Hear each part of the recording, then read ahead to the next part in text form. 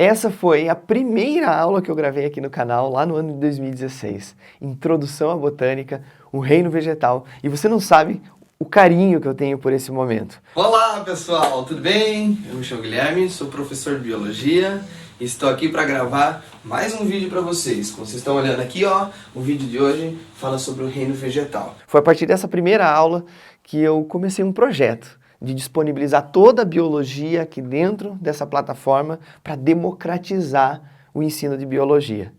Eu fico muito orgulhoso disso, mas fico ainda mais orgulhoso daquilo que isso representa hoje para mim e para tantas pessoas. Meu muito obrigado e vamos lá, vamos começar novamente a botânica, mais bem amparado tecnologicamente, mas com o mesmo carinho e a mesma dedicação de sempre.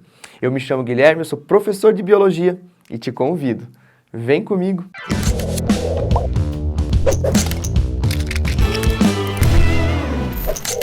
Bora conversar então a respeito de botânica, vamos falar do reino vegetal, que também pode ser chamado de reino metáfita. E aí, se você está estudando para o Enem, você já deve estar se perguntando, prof, o Enem não cobra muito essas palavras, né, metáfita, por que eu tenho que saber isso? Você tem que saber pelo seguinte motivo. O Enem adora entender processos evolutivos. E essa palavrinha nos representa alguma coisa dentro desse processo evolutivo. No passado, a gente achava que algas eram plantas. Na verdade, a gente colocava algas e plantas dentro do mesmo grupo.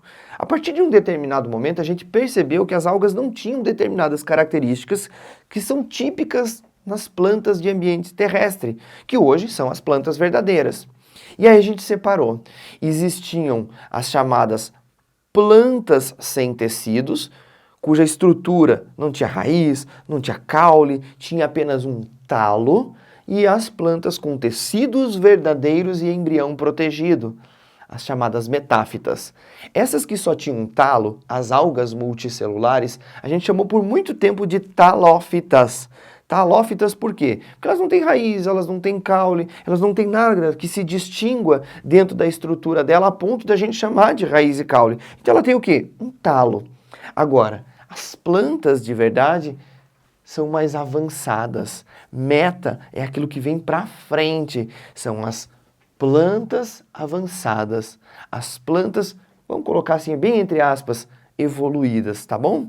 Mais complexas, digamos assim. Então esse nome ficou. Então hoje, quando a gente fala de reino metáfita, a gente está falando do reino vegetal, o reino das plantinhas. Prof, eu posso chamar de reino plante? Pode chamar de reino plante, se escreve plantae, mas normalmente não é assim que a gente designa hoje, ok? O que a gente tem que saber de primeira? As características desse grupo. Primeiro, são seres eucariontes. Isso quer dizer que a célula de um vegetal, a célula de uma plantinha, vai ter uma carioteca e dentro dessa carioteca o material nuclear, o material genético isolado. São seres eucariontes.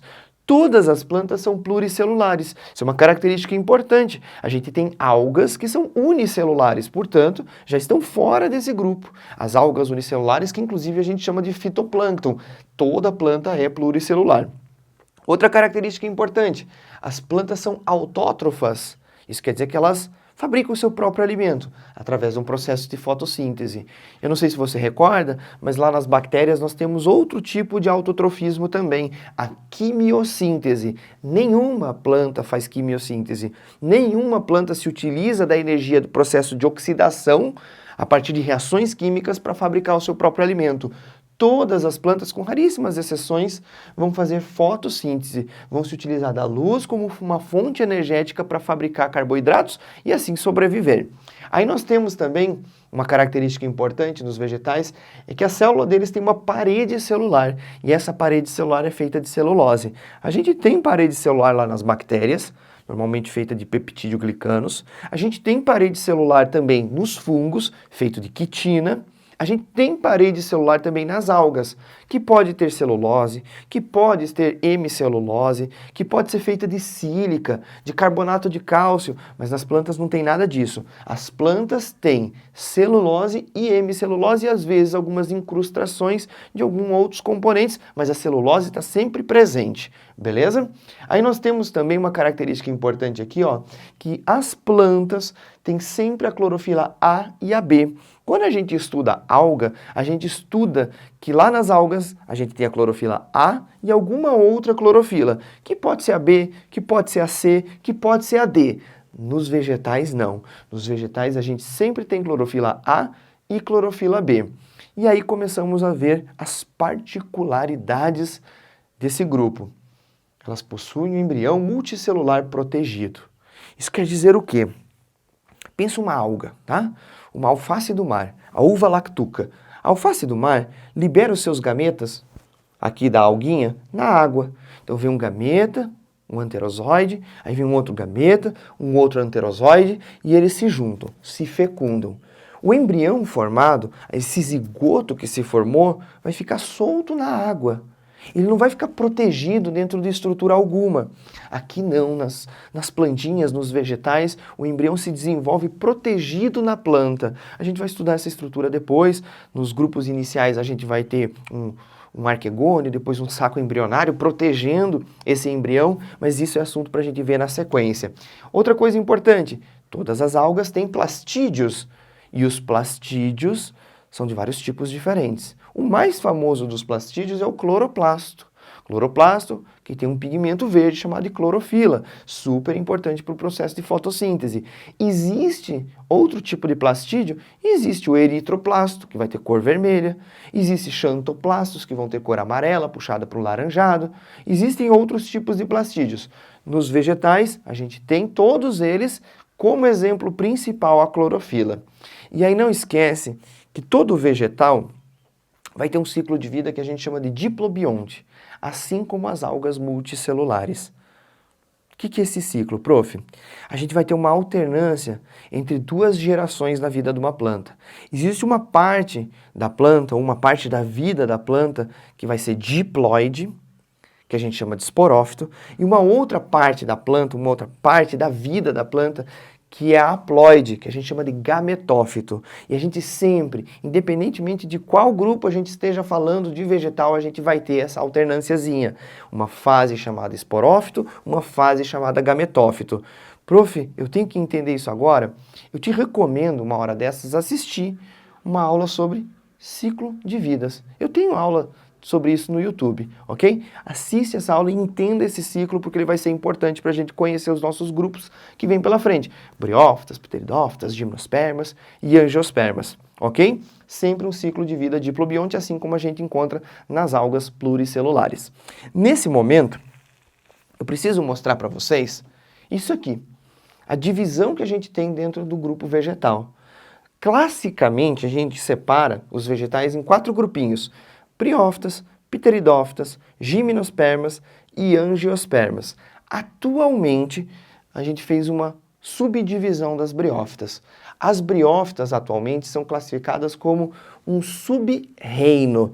Então, você tem o reino vegetal e dentro desse reino vegetal você tem um sub-reino das briófitas. E nesse sub-reino das briófitas, nós temos 3 grupos importantes.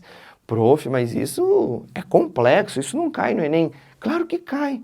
Caiu na prova de 2019. Você tem que saber que as briófitas são separadas em 3 grupos. O grupo das hepáticas, o grupo dos musgos e o grupo dos antóceros. Prof, eu nem sei o que é isso. A gente vai estudar, a gente vai ter uma aula especial de briófita, uma aula especial de pteridófita, de gimnosperma, de angiosperma, dentro do canal no YouTube. Mas, enfim, para nosso momento aqui, você tem que enxergar isso, esses 6 grupos vegetais. E aí, em cima desses 6 grupos vegetais, a primeira coisa que você tem que perceber que isso aqui é um cladograma. E um cladograma mostra etapas evolutivas dentro de um determinado grupo. Presta atenção, todas as plantas são ancestralizadas a uma alga verde. Isso quer dizer que a base do surgimento do reino vegetal está nesse grupo próximo às algas verdes atuais. Então, muito provavelmente, o ancestral mais rudimentar que nós temos das plantas era um ser bem parecido com uma alga verde atual. Prof, alga não é planta. Aliás, eu quero que você anote isso. Alga não é planta. Se você não sabia, anota. O que distingue uma alga de uma planta? A gente já falou. O embrião protegido. Então aqui você tem o primeiro passo. a primeira apomorfia, a primeira novidade evolutiva do grupo. A partir dessa novidade evolutiva, a gente determina que daqui para frente nós temos plantas, daqui para trás nós temos algas.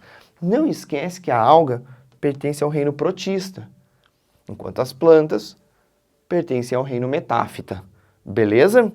Depois, depois que nós temos o embrião protegido, surge o nosso primeiro grupo de briófitas, as hepáticas, que a gente vai estudar futuramente, não se preocupe, é um grupo bem interessante.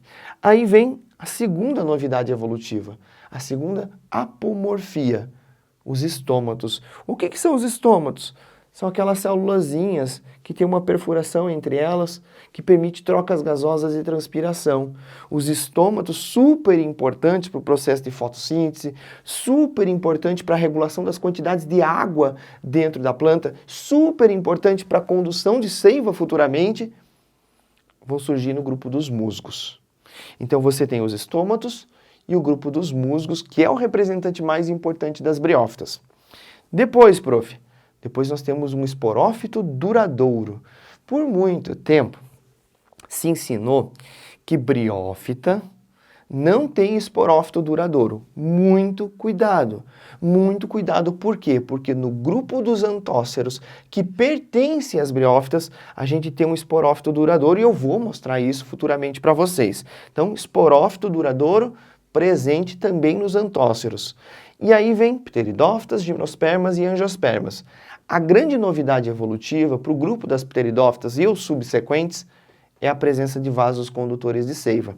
Até então, nós já tínhamos embrião protegido, estômatos, esporófito duradouro, mas todas essas plantinhas que estão para trás aqui eram plantas avasculares, plantas que não têm uma condução de seiva feita através de vasos. Existe uma condução de seiva? Existe, de célula em célula, por um processo de difusão, mas não existe uma condução por meio de vasos de verdade. A partir desse ponto, nós temos as plantas vasculares, ok? A primeira delas, as pteridófitas. Prof, eu nem lembro quem que é pteridófita.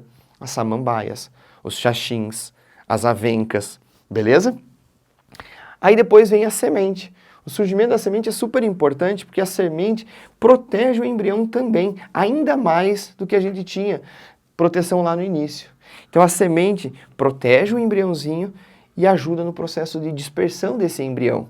A semente aumenta as chances desse embrião se desenvolver, porque afinal de contas a semente contém nutrientes que serão importantes para esse embrião germinar, nutrientes que às vezes são importantes para um passarinho, para um dispersor pegar e às vezes derrubar ou às vezes engolir aquela semente e defecar ela em algum lugar. E aí a gente começa a aumentar a diversidade das plantas. As sementes permitem uma interação muito maior com os animais do que a gente tinha antes. A gente não tem tantos animais interagindo com pteridófitas, interagindo com as briófitas. Por quê, prof? Porque eles não têm semente. A semente é uma fonte de alimento que a planta produz com uma dupla intenção, atrair os dispersores e também favorecer o processo de germinação do embrião.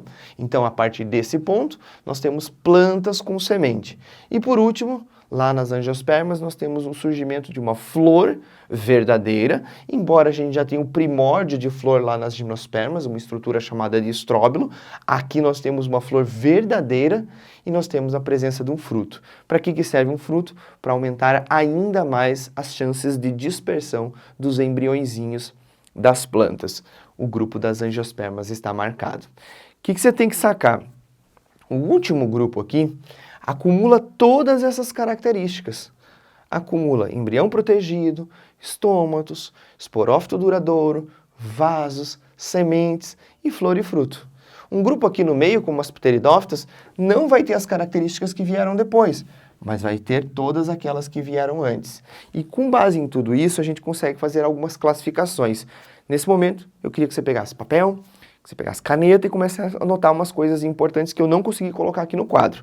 Então preste atenção. Eu marquei aqui para você em azul, tá? O grupo 1, 2 e o grupo 3. Hepáticas, musgos e antóceros. Esses camaradas aqui são as briófitas. São as plantas chamadas de avasculares. Tome cuidado, porque às vezes avascular sem vaso de condutor de seiva é fácil de a gente lembrar.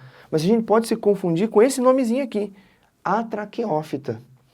Esse atraqueófita quer dizer que não tem o traqueíde. Traqueíde é o primeiro tipo de xilema que a gente encontra nos vegetais. Então, avascular, ou seja, sem vaso condutor de seiva, e atraqueófita é sinônimo, ok? Então, sempre que a gente falar dessas duas características, lembre que elas são sinônimos.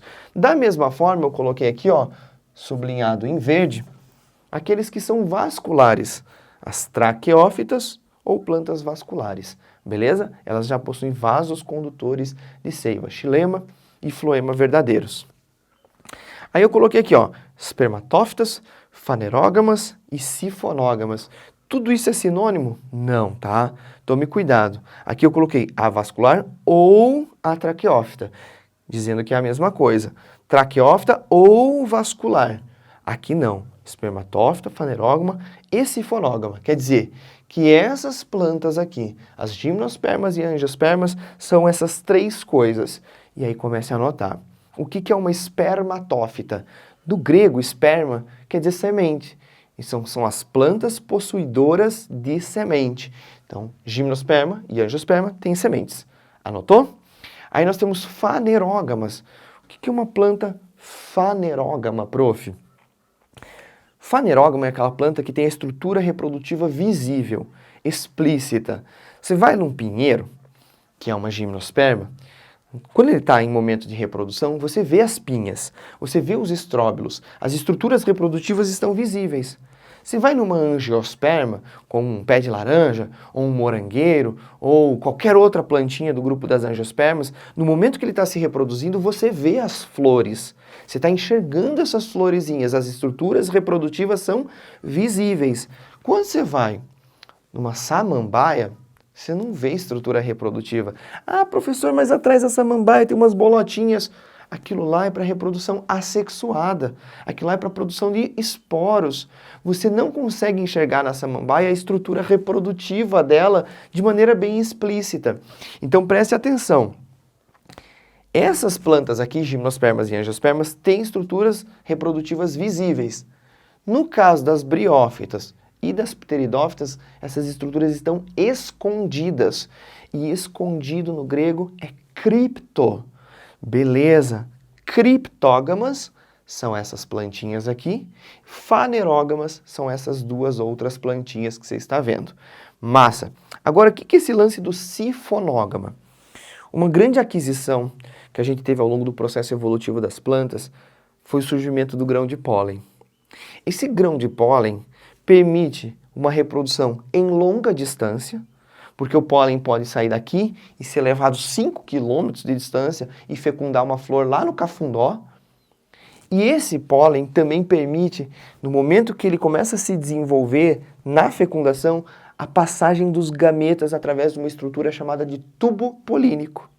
Então eu quero que você anote aí, sifonógama é a planta que vai ter o tubo polínico proveniente do pólen. Quem tem pólen? Tem tubo polínico. Quem que vai ter pólen? Gimnosperma e angiosperma. Quem que vai ter tubo polínico? Gimnosperma e angiosperma. São plantas sifonógamas. As outras plantas que não possuem tubo polínico vão ser ainda dependentes da água para o processo de reprodução, porque elas não conseguem passar o pólen em longas distâncias e elas não têm um tubo polínico para permitir a chegada do gameta masculino ao encontro do gameta feminino. Então elas vão precisar da água e o gametinha vai nadando. Ele inclusive é um gameta bem parecido com o das algas, é um gameta chamado de anterozoide. Então ele vai nadando, nadando, nadando, nadando e vai fecundar. A gente vai estudar tudo isso com detalhes depois em outras aulas, ok? Então, você tem plantas criptógamas e acifonógamas para briófitas e pteridófitas. Eu espero que você tenha gostado dessa aula. Qualquer coisa, você me procura aí, tire suas dúvidas, isso é muito importante. Até! Conhecimento se constrói tijolinho por tijolinho. Não adianta você querer dominar a biologia ou dominar qualquer área do conhecimento se você não investir na base e ter paciência. Conheça os princípios básicos e vá construindo o seu conhecimento com muita dedicação, que assim as coisas vão para frente. Até logo!